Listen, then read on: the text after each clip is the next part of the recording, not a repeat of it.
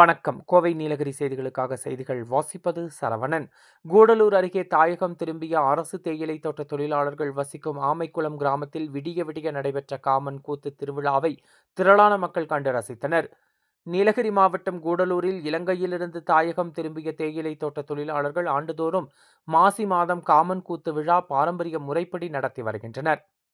இந்த ஆண்டிற்கான விழா கடந்த 11ஆம் தேதி துவங்கியது. நாள்தோறும் ரதி மன்மதன் வேடமிட்ட இளைஞர்கள் வீடு வீடாக சென்று நடனமாடி வந்தனர்.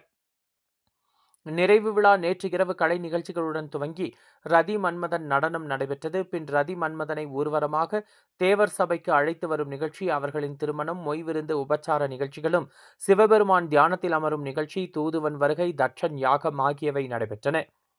அப்போது முனீஸ்வரன் மற்றும் உத்தரகாளி ஆகியோர் தீப்பந்தங்கள் சூழ்ந்த நிலையில் ஆக்ரோஷமாக வந்து யாகத்தை அழிக்க வந்த நிகழ்வு சிறப்பாக இருந்தது. தொடர்ந்து வீரபத்ரன் வருகைக்கு பின் தட்சன் வதை படலம், அதிகாலை யமன் பாசக்கயிற்றுடன் வருகை, அதிகாலை சிவபெருமான் நெற்றிக் கண்களால் மன்மதனை எரிக்கும் நிகழ்ச்சி தத்ரூபமாக அரங்கேறியது.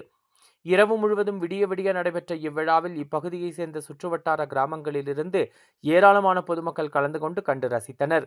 கோவை நீலகிரி செய்திகளுக்காக எமது சிறப்பு செய்தி ஆசிரியர் தமிழ் வெங்கடேசன்.